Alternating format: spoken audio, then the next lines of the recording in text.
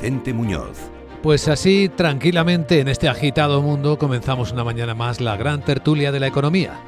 Dispuestos a intentar ver con algo de reposo y perspectiva el enorme movimiento que tenemos delante de nosotros.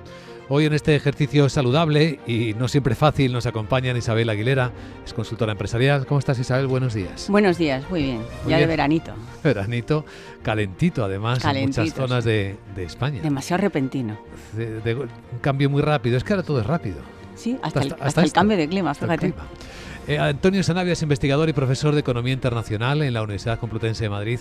¿Cómo estás, Antonio? Buenos días. Buenos días. Creo que nos habíamos bien acostumbrado al tiempo que ha hecho esta primavera, ¿no? tan lluviosa, y ahora nos viene el verano antes del verano. Pero bueno, también, al menos en Madrid, en otras ciudades no lo sé, pero en Madrid creo que nunca ha existido el otoño y la primavera y nos ha venido de golpe. Un poco antes de tiempo, pero bueno, de golpe. Pues dices tú, no nos aburrimos ni en esto, ¿eh? No, exacto. Nada. Exacto. Hermenegildo Altozano, socio en Pinsent Masons, conectado con nosotros. ¿Cómo estás, Hermenegildo? Buenos días. Buenos días, Luis Vicente. Todo en orden y sobre todo no cantéis victoria porque puede volver otra vez un tiempo más frío, o sea que no penséis que esto es definitivo. Hasta el 40 de mayo, ¿no? Que dice el refrán. Sí, es lo que dice el refrán. Pues y luego aparte quiero decir que todos los paladines del cambio climático pues se equivocan constantemente. Hombre, Hermenegildo, no confundamos tiempo atmosférico con cambio climático. Claro que sí. Aparte, quiero decir que el cambio climático hay que tomar ciclos mucho más largos y no hacerlo de una manera tan inmediata y sobre todo con sesgo ideológico. Los ciclos medidos son de millones de años y yo creo que es un plazo razonablemente largo. No sé, yo tengo calor hoy. Eso es la clave, ¿no? No había registros. Sí, los hay fósiles. Pero como seres humanos yo estoy con Isabel. Es hoy el que nos importa. Como las calzadas romanas que aparecen cuando desaparecen los glaciares, ¿no? Y aparecen debajo. En realidad solo existe el tiempo presente, dicen muchas corrientes filosóficas, ¿no? Es en el que vivimos, es en el que estamos, es en el hoy, en el ahora. ¿Y ahora qué es lo que tenemos delante de nosotros? Pues efectivamente un tiempo cambiante, el de ayer es distinto al de hoy, puede que sea diferente al de mañana, pero sí que hay ciertas tendencias, ¿no? Que es lo que nos interesa entender. En el lado americano no sé cómo estáis calibrando, ya sabéis que hay un primer informe realizado Reuters sobre el impacto económico que ha producido en las empresas la batalla arancelaria. 34.000 millones de dólares perdidos en aumento de costes, por un lado, y luego ventas perdidas de gente que ha detenido decisiones de inversión o de compras. Sí, pero 34.000 millones para las empresas y 7.000 millones anuales estimados para las arcas de Donald Trump. O sea, que es que al final... Pero hay otro que dice que por aranceles estaba empezando a ingresar un dineral. Por eso lo que te digo, 7.000 es una barbaridad, 7.000 al mes o 7.000, me parece una barbaridad. Y entonces, bueno, pues todo depende de dónde lo mires. O sea, este hombre, lo que está claro es que a lo mejor el tiempo de los gobernantes que miran el largo plazo que hablabais antes o que miran el interés de muchos en lugar del interés de pocos, pues ha pasado la historia. O sea, lo ya que no tenemos ni se le espera. A mí, fíjate, hay un ángulo que me parece que habría que explorar, que es el que se puede derivar después de la decisión del Tribunal de Comercio de declaración de que los aranceles son ilegales porque invaden competencias que no tendría el presidente de Estados Unidos. Si fuera cierto, lo que estaríamos es ante una posibilidad de reclamación de lo que es el equivalente a la responsabilidad patrimonial de la administración, es decir, una demanda presentada por los que hayan sido afectados por esa decisión adoptada al margen de la ley como consecuencia del incumplimiento. Entonces, eso abriría otro capítulo muchísimo más interesante que en Estados Unidos ya sabemos que puede llevar a indemnizaciones mucho más, de un calado muchísimo más hondo que lo que pueda ocurrir en países de nuestro entorno. Entonces, yo no perdería de vista ese ángulo porque puede abrir una batalla muy interesante sobre todo si llegamos también a dar un paso adicional que pueda ser la responsabilidad personal de quienes han adoptado decisiones en contra de lo que dicen las leyes. Antonio. Sí, yo por unir las dos intervenciones de mis contertulios, creo que efectivamente hay una cuestión clave, que es que vivimos en el presente, y al final es lo que importa, porque nuestras expectativas de cara al futuro se establecen a partir de lo que es del presente, y el presente condiciona nuestra interpretación del pasado. Con lo cual, en este sentido, ante unos mercados que no saben de cuestiones jurídicas como las que señaladas por Hermenegildo, se une un gobierno que tampoco. Entonces, claro, que no lo sepa el segundo, lo que genera es una incertidumbre, porque puede pasar esta interpretación tan interesante que comentaba Hermenegildo, puede pasar otra, y entonces puede ocurrir que mañana se le ocurra otra cosa distinta con esta estrategia que a lo mejor en otros sectores le puede salir bien como estrategia de negociación, pero conducir un país así, tan importante además como es Estados Unidos, el impacto que tiene sobre el resto de economías, pues genera esa incertidumbre que supone un agravante. Y una última cuestión, cuando midamos los datos, por ejemplo, de ingresos por aranceles, como cualquier dato, en este caso de ingresos, hay que medirlo en términos relativos y no absolutos, porque efectivamente muchos miles de millones suena a una barbaridad. No solemos tenerlo en casa, ¿no? Entonces, hay que medirlo en términos relativos. Y en términos relativos, cualquier idea que haga que pensar que esto va a compensar los daños que va a producir en la actividad económica o incluso en temas de necesidades fiscales que pueda tener la administración, ni de lejos. Ni de lejos, o sea, no lo va a conseguir, porque además otra de las cosas que va a ocurrir es que el arancel lo que genera, sobre todo este tipo de aranceles tan drásticos y generalizados, es que ralentiza el comercio, con lo cual también perjudica ese propio flujo de ingresos. Es que ahí la has dado. Es que el tema es que Estados Unidos es el país de las acciones colectivas, como apuntaba Hermenegildo, pero eso lleva tiempo. Y las empresas no pueden decirle a sus empleados o a sus consumidores: te bajaré el producto o te pagaré tu salario cuando yo gane esta acción colectiva. Es que el largo plazo para una empresa es, en muchos casos, sobre todo dependiendo del tamaño, es pagar las nóminas del siguiente mes. Claro. O dar a sus accionistas el retorno prometido en la siguiente junta. Claro. Entonces, no se puede fiar todo a que luego sea declarado de una manera u otra. O sea, necesitamos una seguridad y una estabilidad ahora, independientemente de lo que diga Hermenegildo, que por eso se han apresurado hoy a corregirlo y han dicho no, claro que podía. Entonces, primero el debate, pero mientras tanto las empresas perjudicadas, los consumidores reteniendo el consumo y las empresas sin vender sus productos. Entonces, el perjuicio es hoy. Luego tal vez veremos a ver quién tiene razón y cómo, pero el daño se hace, y se hace una economía que luego repercute en el medio y el largo plazo, curiosamente. Pero fíjate, Isabel, que esto justamente lo que pone en valor es la seguridad jurídica. Justo. Y la previsibilidad de las normas y la estabilidad. Es decir, aquí, y lo ves todos los días, no solo en el caso de los aranceles de Trump, lo ves también con las sanciones internacionales, por ejemplo. Es decir, quienes están en el gobierno, el tema fiscal en la casa mismo, pública. No, bueno, los temas fiscales, ¿para qué vamos a hablar? Y sobre todo el cambio de criterio. Y cuando tienes algo que se llama la confianza legítima, que consiste en respetar esa legítima confianza de quien ha ajustado su conducta económica a una norma en un momento determinado. Es decir, si tú me estás diciendo que estoy jugando al baloncesto, no me cambies las reglas del juego a mitad del partido y me digas: oye, es que esto es fútbol. No, mire usted, es que yo he ajustado pues mi producción, he ajustado.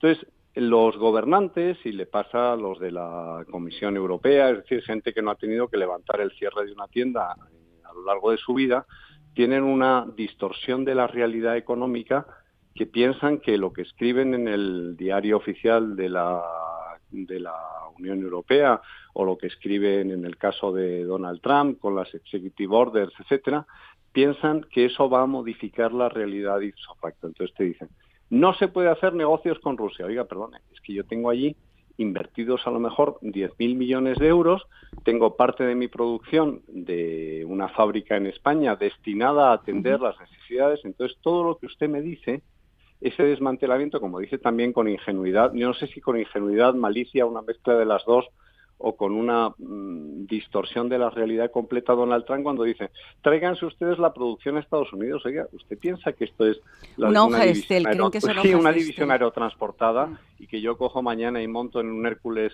130 toda mi planta de producción y la llevo inmediatamente a otro sitio? Es que no es así. Entonces, al final, cualquier modificación en una norma o cualquier norma nueva tiene consecuencia económica directa. Yo no entiendo todavía por qué no hay memorias económicas de verdad asociadas a cada una de las normas que se publican. Si usted mañana saca una norma que dice que los tapones de las botellas tienen que ir unidos a la propia botella, haga usted un análisis a continuación de cuál es el coste que supone esa decisión, el impacto económico que tiene.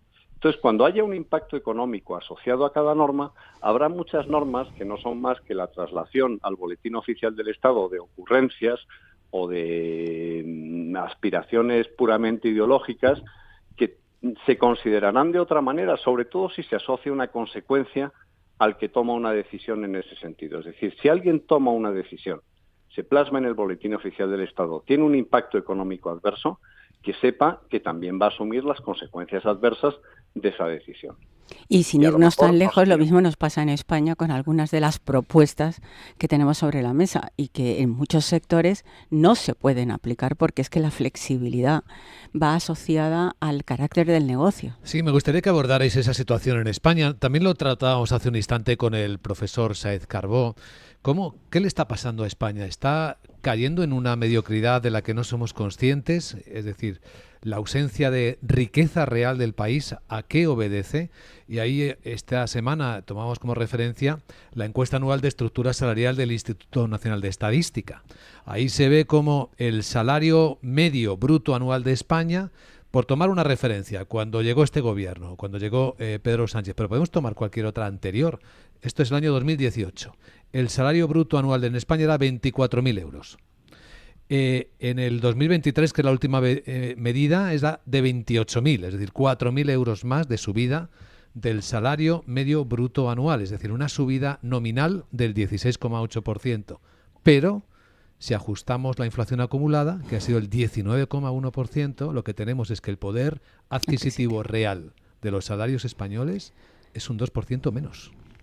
A ver, aquí hay que tomar los datos con cautela, porque esto mismo también ocurrió con el anterior periodo legislativo, cuando se veía la evolución del salario medio en la época de Rajoy, por ponerlo en contexto 2012-2018, y ha pasado en otros contextos. En España, digamos, la estructura salarial se caracteriza porque hay un porcentaje muy alto de personas trabajadoras que perciben sus ingresos, sobre todo vía salario, que tienen salarios bajos.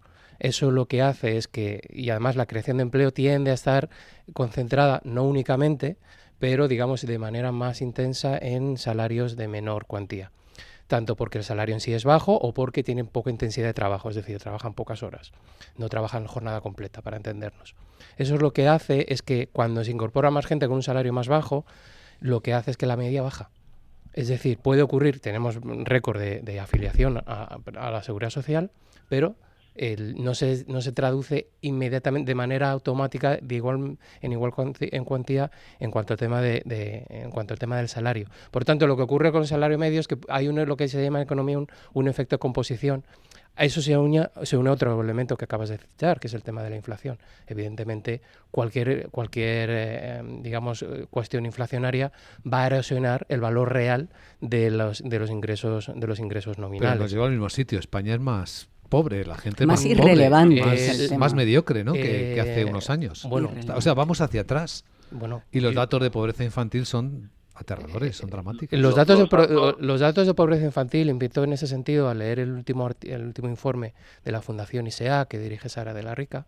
Lo que establece es que hay la relación entre, por simplificarlo mucho, que es bastante más rico de lo que voy a decir yo, la pobreza infantil viene unida, digamos, es riesgo de familias que están en ese riesgo de entrar en pobreza. Hay dos elementos relacionados. Uno, cuanto más hijos, más riesgo de pobreza infantil, lógicamente porque suponen, entiéndase a qué me refiero, suponen un coste para esas familias que tienen unos ingresos laborales bajos y en segundo lugar, supone, digamos, un elemento que es que sobre todo se da en hogares donde se da esa fragilidad en el empleo, porque tienen jornadas parciales, jornadas reducidas, etcétera, y sobre todo se da en lo que se llaman las familias monoparentales, que en un 80% son mujeres solas. Entonces, claro, ahí tenemos un problema de falta de efectividad de las políticas públicas, de lo que sería las ayudas públicas. Pero aquí está Fíjate, Hermenegildo. yo creo que, perdona, no, lo que iba a decir es que yo creo que es justamente, no es que es falta de efectividad de las políticas públicas, es justamente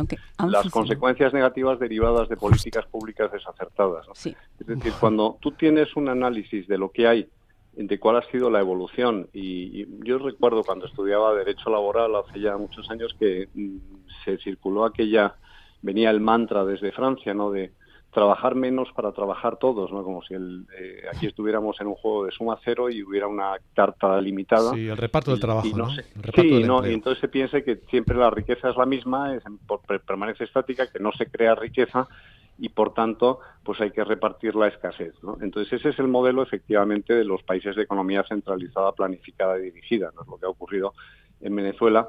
Es lo que hubiera ocurrido con mayor vigor en España si la política monetaria estuviera en manos de los gobiernos. Si tuviéramos la peseta, pues hubiéramos asistido probablemente ya a varias devaluaciones encadenadas, como ocurrió con Carlos Olchaga, cuando la peseta perdió un 40% de su valor en corto espacio de tiempo, pues para crear ficción de que había crecimiento salarial y de que había aumento de riqueza. Y luego tienes el modelo de otros países como Corea del Sur, o como Singapur, o como Irlanda, o como Portugal, por no ir más lejos, donde se han realizado ajustes serios, donde ha habido políticas salariales y laborales de mayor flexibilización en lugar de constricción, como se está haciendo ahora, con la reducción obligatoria de la jornada laboral, con el bloqueo a la movilidad geográfica y funcional. Y entonces, bueno, pues los países que han apostado por políticas liberales tienen mayor crecimiento económico, se ha generado riqueza, ha aumentado la renta per cápita y ha aumentado el poder adquisitivo de los salarios. Los países con políticas intervencionistas van en el camino contrario. Y eso es realidad empírica. Podemos dar todo tipo de explicaciones desde el punto de vista de la teoría económica, pero la realidad es que cuando tú tienes políticas salariales y laborales flexibles, generas riqueza. Cuando tienes políticas intervencionistas, destruyes esa riqueza. Yo creo que, como ha dicho Santiago Carbó en la entrevista anterior, hemos igualado por abajo. Además, a propósito, como dice Hermenegildo, es decir, porque la política tenía esta consecuencia. Y yo creo que en vez de invertir en igualar por abajo, en lugar de invertir en repartir lo que había, tendríamos que haber invertido, y tenemos que invertir en crecimiento. Y sin embargo, nos repartimos lo que hay. Entonces cada vez tenemos menos por todo.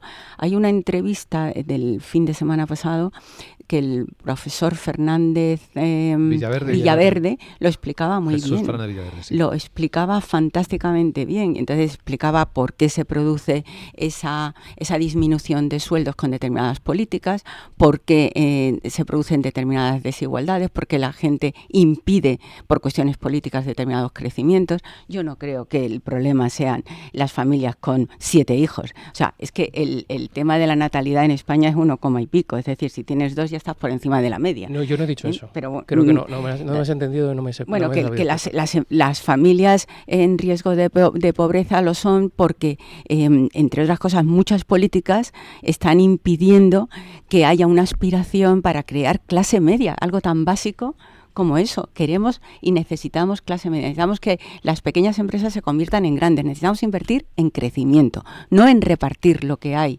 y repartirnos un poquito, sino tenemos necesariamente que generar, como decía también Santiago en la entrevista anterior, pues los ricos son también necesarios.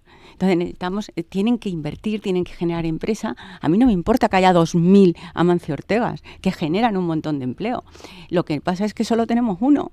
Y lo ideal sería que en la economía cada vez fuera más pujante, que cada vez fuera más productiva, que cada vez invirtiéramos más en aumentar esa productividad, que tuviéramos ambición de crecimiento si y no de repartir. 30 Amancio Ortegas o 30 Pero Zara sería estupendo, ¿no? Hombre, claro. pero muy brevemente, por no obviar el contexto de lo que se observa de la dinámica actual. España tiene un problema de baja productividad en general, es un tema estructural, no viene de ahora ni de hace. Sin embargo, es verdad que la productividad laboral está creciendo en estos últimos años.